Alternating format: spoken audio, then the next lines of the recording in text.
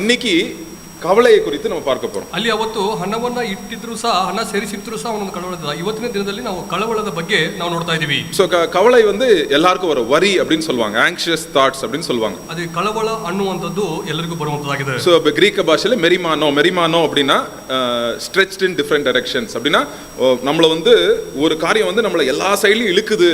அதான் ಕವಳೆ அப்படின்னு சொல்வாங்க. ನಾವು ಒಂದು ವಿಷಯ ಬಂದು ಎಲ್ಲಾ ಸೈಡ್ ಇಂದ ನಮ್ಮನ್ನ ಎಳಿತಾ ಇದೆ, ಅದೇ ಬಂದು ಕಳವಳ ಎಂಬುದಾಗಿ ಹೇಳಬಹುದಾಗಿದೆ. சோ இன்னொரு கிரேக்க பாஷை ஒரு மீனிங் இருக்கு. மெலோ அப்படின்ற வார்த்தை வந்து என்னதுன்னா கேர்ஸ் ஆஃப் தி வேர்ல்ட், உலகத்தின் கவலைகள் அப்படின்னு சொல்லுவாங்க. ಮೆಲೋ ಅಂತ ಒಂದು ಇಬ್ರಿಯ ಭಾಷೆಯಲ್ಲಿ ಒಂದು ಪದ ಇದೆ. ಅದು ಬಂದು ಹಂಗಂದ್ರೆ ಏನಪ್ಪಾ ಅಂದ್ರೆ ಅದು ಬಂದು ಮೇಲಿರುವಂತ ಕಾರ್ಯಗಳು ಎಂಬುದಾಗಿ ಹೇಳಿ. சோ ಲೋಕದ ಚಿಂತೆಗಳು, ಲೋಕದ ಕಳವಳಗಳು ಎಂಬುದಾಗಿ ಹೇಳಿ. சரியா? சோ இப்போ எல்லாருக்கும் கவலை வரும். கவலை வராத மனுஷனே இல்ல உலகத்துல. ಕಳವಳ ಬರದಿರುವಂತ ಮನುಷ್ಯನೇ ಲೋಕದಲ್ಲಿ ಯಾರು ಇಲ್ಲ. ஆனா நமக்கு என்ன ஆகும், பாஸ்டர் சக் ஸ்மித் சொல்வாரு, நம்மள வாழ்க்கையில விசுவாசம் ஜாஸ்தி ஆக கவலை கம்மியாயிட்டே வரும். விசுவாசம் குறைஞ்சிருக்கும் போது கவலை ஜாஸ்தியா இருக்கும் அப்படின்னு சொல்லுவாரு. ಆ ನಂಬಿಕೆ ಎಷ್ಟು ಮಟ್ಟಿಗೆ ಹೆಚ್ಚಾಗ್ತದೋ ಅಷ್ಟು ಕಳವಳ ಇರುವುದಿಲ್ಲ. ಎಷ್ಟು ಅಲ್ಲಿ ನಂಬಿಕೆ ಕಡಿಮೆ ಆಗ್ತಾ ಇದೆಯೋ ಅವಾಗ ಕಳವಳ ಬಂದು ನಮ್ಮ ಜೀವನದಲ್ಲಿ ಹೆಚ್ಚಾಗ್ತದ ಎಂಬುದಾಗಿ ಚಕ್ ಸ್ಮಿತ್ ஒரு மாதிரி இந்த சீசா மாதிரி, இந்த சீசா பார்த்திருக்கீங்க. விசுவாசம் ஜாஸ்தி இருந்தா கவலை கம்மியாயிரும். விசுவாசம் குறைவா இருக்கிற டைம்ல கவலை ஜாஸ்தியா இருக்கும். ಯಾವಾಗ ನಂಬಿಕೆ ಹೆಚ್ಚಾಗಿರ್ತಾ ಇದೆಯೋ ಅವಾಗ ಕಳವಳ ಕಡಿಮೆ ಇರ್ತದೆ. ಯಾವಾಗ ನಂಬಿಕೆ ಕಡಿಮೆ ಆಗಿರ್ತದೆ ಅವಾಗ ಕಳವಳ ಬಂದು ಹೆಚ್ಚಾಗಿರ್ತದೆ. இப்போ வந்து கவலை எல்லாருக்கும் இருக்கு. சோ அதனால நம்ம எப்படி அதை நம்ம ரெஸ்பாண்ட் பண்ணனும் ஏசப்பா என்ன சொல்றாருன்னு பாப்போம். ಕಳವಳ ಎಲ್ಲರಿಗೂ ಇರ್ತದೆ, ಅದನ್ನ ಹೇಗೆ ಅದನ್ನ ನಿಭಾಯಿಸಿಕೊಳ್ಳಬೇಕು ಎಂಬುದನ್ನ ಯೇಸು ಹೇಳ್ತಾರೆ. சோ கவலை வந்து யூசுவலா வந்துட்டு நம்ம வருங்காலத்தை குறித்து யோசிக்கும் போது இங்க வந்து இயேசு கிறிஸ்து சொல்றாரு, எதை உடுப்போம், எதை உண்ணுவோம், அதை குறித்து நம்ம என்ன ட்ரெஸ் போடுவோம், என்ன சாப்பிடுவோம் அப்படின்னு worry about your life, நம்ம வாழ்க்கையை குறித்து கவலைப்படுறத குறித்து இயேசு கிறிஸ்து சொல்றார். ನಮ್ಮ ಜೀವನದಲ್ಲಿ ಏನನ್ನ ಹಾಕಬೇಕು, ಏನು ತಿನ್ನಬೇಕು, ಏನು ಕುಡಿಬೇಕು ಅನ್ನೋದ್ರ ಕುರಿತಾಗಿ ನಮ್ಮ ಭವಿಷ್ಯದ ಕುರಿತಾಗಿ ನಾವು ಕಳವಳ ಪಡ್ತಾ ಇದೀವಿ ಅನ್ನುವಂತ ವಿಷಯಗಳನ್ನ ಹೇಳ್ಪಡ್ತಾ ಇದ್ದಾರೆ. சோ என்ன ஆயிருது, நிறைய வாட்டி நீங்க பாத்திருப்பீங்க, கவலை வரும்போது பயம் ಜಾಸ್ತಿ ஆயிடும். அதான் வந்து ஒரு காமன் டினாமினேட்டர். ಕಳವಳ ಬರುವಂತ ಸಮಯದಲ್ಲಿ ಭಯ ಅನ್ನುವಂತದ್ದು ನಮಗೆ ಹೆಚ್ಚಾಗ್ತದೆ. ಅಯ್ಯೋ ಇದು எப்ப நடக்கும் தெரியலையே இந்த காரியம் அப்படின்னு பயம் வந்துரும். ಇದು ಯಾವಾಗ ನಡೀತು ಅಂತ ಗೊತ್ತಿಲ್ವಲ್ಲ ಅಂತ ಹೇಳಿ ಒಂದು ಭಯ ಬರ್ತದೆ. அப்புறம் நம்ம சில டைம் யோசிப்போம். சில பேர் சொல்வாங்க, பிரதர் ஐயோ எங்க பிள்ளைங்க வந்து வழி தவறி போயிட்டு இப்படி கெட்டு போயிருவாங்களோ, இப்படி ஆயிடுச்சோ அப்படின்னு அவங்களுக்கு ஒரு கவலை வந்துரும். ಆ ತಂದೆ ತಾಯಿಗಳಿಗೆ ನಮ್ಮ ಮಕ್ಕಳು ಇರ್ತಾರೆ, ದಾರಿ ತಪ್ಪಿ ಹೋಗ್ಬಿಟ್ಟು ಅವ್ರ ಜೀವನ ಏನಾಗುತ್ತೋ ಅನ್ನೋ ಅಂತ ಹೇಳಿ ಒಂದು ಕಳವಳ ಬರ್ತದೆ. அன்னைக்கு ஒருத்தருக்கு பல்லு வளக்கும் போது ரத்தம் வந்துருச்சோ, ஐயோ எனக்கு கேன்சர் வந்துருச்சோ அப்படின்னு உடனே ரத்தம் வரத குறித்து அவர் அப்படின்னு சொல்லிட்டாரு. ಅವರು ಹಲ್ಲು ಉಜ್ಜುವಂತ ಸಮಯದಲ್ಲಿ ಹಲ್ಲಲ್ಲಿ ರಕ್ತ ಬಂದಿದ್ದು ನನಗೆ ಕ್ಯಾನ್ಸರ್ ಬರುತ್ತೋ ಅನ್ನುವಂತ ಒಂದು ಭಯದಲ್ಲಿ ಕಳವಳದಲ್ಲಿ ಇದ್ರು. சோ என்னைக்கும் வந்து அந்த ஒரு கவலை வந்தா ஒரு பயம் எப்பவும் இருக்கும் அந்த இடத்துல. ಆ ಕಳವಳ ಇರುವಂತ ಸಮಯದಲ್ಲಿ ಅಲ್ಲಿ ಭಯ ಯಾವಾಗಲೂ ಅಲ್ಲಿ ಆ ಜಾಗದಲ್ಲಿ ಇರ್ತದೆ. So worry always has fear வந்து அந்த இடத்துல இருக்கும். ஒண்ணு வருங்காலத்தை குறித்து, இல்ல இந்த நாளை குறித்து, இல்லாட்டி மத்தவங்க நம்மளை பத்தி என்ன நினைப்பாங்க அப்படின்ற குறித்து ஒரு பயம் இருக்கும். ಅಲ್ಲಿ ಬಂದು ನಮ್ಮ ಬಗ್ಗೆ ಬೇರೆಯವರು ಏನಂತಾರೋ ಅಥವಾ ಮುಂದಿನ ಕುರಿತಾದ ಕಾರ್ಯಗಳು ಆ ಒಂದು ಭಯ ಅಲ್ಲಿ ಕಾಣಲ್ಪಡ್ತದೆ. சோ ஏசப்பா என்ன சொல்றாரு இதுக்கு ಯೇಸು ಸ್ವಾಮಿ ಏನ್ ಹೇಳ್ತಾ ಇದ್ದಾರೆ? சோ அந்த நேரத்துல வந்து என்ன இது, நம்ம விசுவாசம் வந்து அப்படியே faith fear has overcome our faith. அப்படியே விசுவாசத்தை வந்து அப்படியே வந்து பயம் வந்து இது பண்ணிருச்சு. ஒரு டைம் என்னாச்சு, ஆண்டவரே நீங்க தூங்கிட்டு இருக்கீங்க, உங்களுக்கு யூ டோன்ட் கேரா அப்படின்னு வந்து சீசர்கள் ஏசப்பா குறித்து சொல்வாங்க. ಆ ಭಯ ಬಂದು ನಂಬಿಕೆನ ಅಷ್ಟರ ಮಟ್ಟಿಗೆ ಕವರ್ ಮಾಡ್ತಾ ಇದೆ, ನಾವು ಇಲ್ಲಿ ಮುಳುಗ್ತಾ ಇದೀವಿ, ನಿಮಗೆ ನಿದ್ದೆ ಇದೆಯೋ ಎಂಬುದಾಗಿ ಹೇಳಿ ಅಲ್ಲಿ ಭಯ ಪಟ್ಕೊಂಡು ಬಂದು ಹೇಳ್ತಾ ಇದ್ದಾರೆ. ஆக்சுவலா அந்த பாஷையில வந்து மெலோ அப்படின்ற வேர்ட் யூஸ் பண்ணுவாங்க. அப்படின்னா யூ டோன்ட் கேர், உங்களுக்கு கேரே கசனே இல்லையா அப்படின்னு கேட்டுருவாரு. ಅಲ್ಲಿ ಮೆಲೋ ಅನ್ನುವಂತ ಪದವನ್ನ ಅಲ್ಲಿ ಉಪಯೋಗಿಸ್ತಾರೆ. ನಿಮಗೆ ನಮ್ಮ ಬಗ್ಗೆ ಒಂದು ಚೂರು ಚಿಂತೆ ಇಲ್ವಾ ಅಥವಾ ಕಳವಳ ಇಲ್ವಾ ಎಂಬುದಾಗಿ ಹೇಳಿ ಕೇಳ್ತಾ ಇದ್ದಾರೆ. சோ ஆண்டவர் வந்து என்ன சொல்றாரு, ದೇವರು ಬಂದು ಏನ್ ಹೇಳ್ತಾ ಇದ್ದಾರೆ, உங்களை சுத்தி பாருங்க அப்படின்னு சொல்றாரு. ನಿಮ್ಮ ಸುತ್ತ ನೋಡ್ರಿ ಎಂಬುದಾಗಿ ಹೇಳ್ತಾ ಇದ್ದಾರೆ. ஆகாயத்து பறவைகளை பாருங்கள், ಹಾರಾಡುವಂತ ಹಕ್ಕಿಗಳನ್ನ ನೋಡ್ರಿ, இன்னைக்கு வளர்ந்து நாளைக்கு தீல போடப்படுற அந்த ஒரு புல்ல பாருங்க அப்படின்னு ஆண்டவர் சொல்றாரு. ಇವತ್ತು ಬೆಳೆದು ನಾಳೆ ಬೆಂಕಿಗೆ ಹಾಕಲ್ಪಡುವಂತ ಒಂದು ಹುಲ್ಲನ್ನ ನೋಡ್ರಿ. 28வது வசனத்தை என்ன சொல்றாரு ஆண்டவர் பாப்போம். 28ನೇ ವಚನದಲ್ಲಿ ಏನು ಹೇಳ್ತಾರೆ முடியுமா சிஸ்டர்? இப்படி இருக்க அற்ப விசுவாசிகளே, இன்றைக்கு காட்டிலிருந்து நாளைக்கு அடுப்பிலே போடப்படுகிற புல்லுக்கு தேவன் இவ்விதமாய் உடுத்துவித்தால் உங்களுக்கு உடுத்துவிப்பது அதிக நிச்சயம் அல்லவா?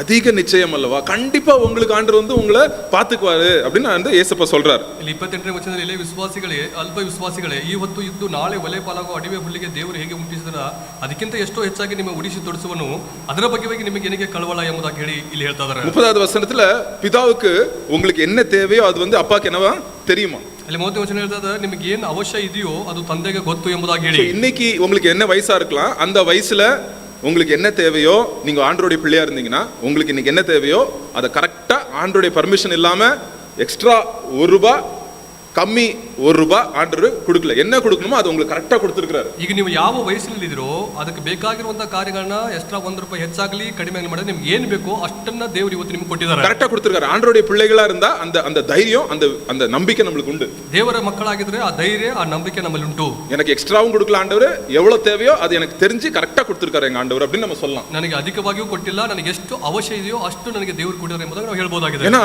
அவர் நம்மளை விசாரிக்கிறவர்படியானால் நம்ம வந்து நம்மளுடைய தேவைகள் எல்லாம் அவர்கிட்ட வந்து வைத்து வச்சிடுறோம். ಯಾಕಂದ್ರೆ ಅವರು ನಮ್ಮನ್ನು ವಿಚಾರಿಸೋದ್ರಿಂದ ಅವರು ನಮ್ಮನ್ನು ಗಮನಿಸ್ತಾ ಇರೋದ್ರಿಂದ ನಮ್ಮ ಅವಶ್ಯಕತೆಗಳನ್ನೆಲ್ಲ ನಾವು ಅವ್ರ ಮೇಲೆ ಹಾಕಿದೀವಿ. சோ நம்மளுக்கு என்ன ஆகும், அப்போ ஒரு நம்பிக்கை வரும்போது சரி மத்தவங்க யாரோ வந்து சொல்லுவாங்க, டேய் நீ இப்படி பண்ணியிருக்கணும், அங்க காசு போட்டிருக்கணும், நீ இப்படி பண்ணியிருக்கணும், அந்த வயசுல அது படிச்சிருக்கணும், நீ இப்படி ஆயிருக்கணும் அப்படின்னு வந்து சொல்லுவாங்க. நம்ம பயப்படவே மாட்டோம். ಆ ಸಮಯದಲ್ಲಿ ಕೆಲವರು ಬಂದು ನೀವು ಹೀಗೆ ಹೋಗಿರ್ಬೋದು, ಅದನ್ನ ಮಾಡಿರ್ಬೋದು, ಇದನ್ನ ಮಾಡಿರ್ಬೋದು ಹೇಳೋದ್ರ ಸಮಯದಲ್ಲಿ ನಾವು ಭಯ ಪಡೋದಿಲ್ಲ. இன்னும் சில பேர் வருவாங்க, நீ உனக்கு இப்படிதான் ஆகுது, ஏன்னா நீ எனக்கு அப்படி பண்ண அதனால தான் இப்படி ஆகுது அப்படின்னு வந்து நம்மளை வந்து புண்படுத்துவாங்க. அது கூட வந்து நம்ம வந்து தைரியமாய் ஆண்டவருடைய பிள்ளைகளா இருக்கும்போது நம்மளுக்கு ஒரு நம்பிக்கை இருக்கும் இருதயத்துல. அவங்க சொன்னா சொல்லிக்கிட்டோம், நம்ம இருதயத்துல ஒரு தைரியம் இருக்கும். ಕೆಲವರು ಬಂದ್ಬಿಟ್ಟು ನೀನು ಆ ರೀತಿಯಾಗಿ ಮಾಡೋದ್ರಿಂದ ಇದೆಲ್ಲ ಅನುಭವಿಸ್ತಾ ಇದೆ ಎಂಬುದಾಗಿ ಹೇಳಿ ದುಃಖ ಪಡಿಸ್ತಾ ಇದ್ದಾರೆ. ನಾವು ದೇವರ ಮಕ್ಕಳಾಗಿದ್ರೆ ಪರವಾಗಿಲ್ಲ, ದೇವರನ್ನ ಗಮನಿಸ್ತಾರೆ ಎಂಬುದಾಗಿ ಹೇಳಿ ಇರಬೇಕು. ஆண்டவர் சொல்றாரு, விசுவாசம் அற்பமா இருக்க வேண்டாம். அற்ப விசுவாசினா லிட்டில் ஃபெய்த், சின்ன ஃபெய்த்தா இருக்க வேண்டாம். அவங்க விசுவாசம் பெரிதாகணும்.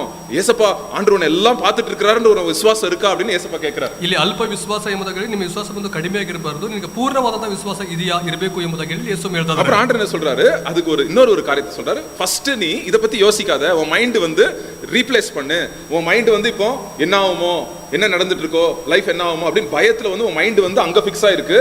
அந்த இப்ப மைண்டை வந்து எங்க ஃபிக்ஸ் பண்ணு, சீக் ஹிஸ் கிங்டம், ஆண்டவருடைய ராஜ்யத்தை நீ. இது பாரு 31வது வசனத்தை என்ன போட்டிருக்கு, முதலாவது 31வது வசனம், தேவனுடைய ராஜ்யத்தையே தேடுங்கள், அப்பொழுது இவைகள் எல்லாம் உங்களுக்கு கூட கொடுக்கப்படும். அது கூட கொடுத்துருவார் ஆண்டவர். சோ ஃபர்ஸ்ட் ஆண்டவருடைய ராஜ்யத்தை அப்படின்னா ஆண்டவருடைய ஆளுகை நம்ம லைஃப்ல is God the king of my life. ನೀನು ಬಂದು ಏನು ಹೋಗಿದ್ದ ನಂತರ ಏನಿಲ್ಲ ಈ ರೀತಿಯಾದ ಕಾರ್ಯಗಳ ಮೇಲೆ ನಿನ್ನ ಮೈಂಡ್ ಅನ್ನು ಇಡದೆ ನೀನು ದೇವರ ರಾಜ್ಯದ ಮೇಲೆ ಪರಿಪೂರ್ಣವಾದ ಗಮನವನ್ನು ಕೊಡು ಎಂಬುದಾಗಿ ಹೇಳಿ ವಚನ ಹೇಳ್ತದೆ. சோ அத நீ கவனிக்காத, கவலையா இருக்காத, அதுக்கு ரீப்ளேஸ் பண்ணி என்ன பண்ணு, ஆண்டவர் என்ன ஆள்றாரு, அவர் தான் என் ராஜா, அப்படி நீ அதை தேடு அப்படின்னு ஆண்டவர் சொல்றாரு. ನೀನು ಕಳವಳದ ಮೇಲೆ ಗಮನವನ್ನ ಹರಿಸದೆ ದೇವರು ನನಗೆ ರಾಜನಾಗಿದ್ದಾನೆ, ದೇವರನ್ನ ನಡೆಸ್ತಾ ಇದ್ದಾರೆ ಅನ್ನೋದ್ರ ಮೇಲೆ ನೀನು ಗಮನ ಹರಿಸು ಎಂಬುದಾಗಿ ಹೇಳಿ ಹೇಳ್ತಾ ಇದ್ದಾರೆ. 32வது வசனம் அருமையான வசனம். ஆண்டவர் என்ன சொல்றாரு பாருங்க, இயேசு என்ன சொல்றாரு, பயப்படாதீங்க சின்ன குட்டி சிறுமந்தை அப்படின்னு சொல்றாருன்னு ஆண்டவர். படிங்க சிஸ்டர்.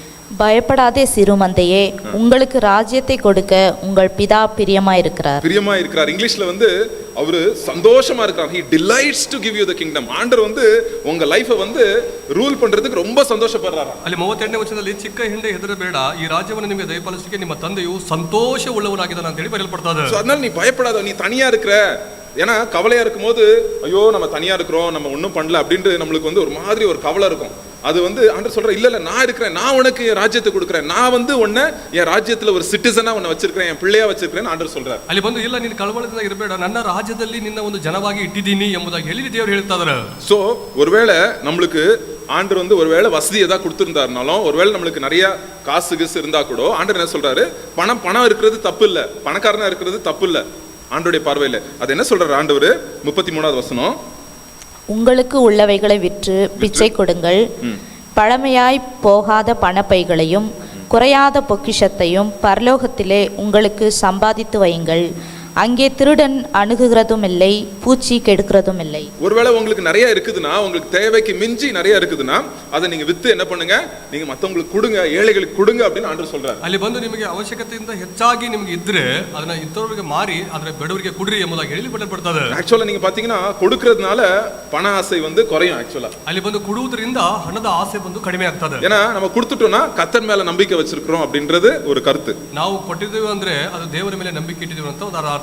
சோ அழியாத பணப்பை அப்படின்னா அந்த காலத்துல வந்து பணப்பை அப்படியே தூக்கிட்டு போவாங்க. எங்க பாட்டியோட அம்மா பார்த்திருக்கிறேன். அவங்க வந்து அவங்க சாலைக்குள்ள ஒரு பை இருக்கும், அதுலதான் காசு எடுப்பாங்க வைப்பாங்க.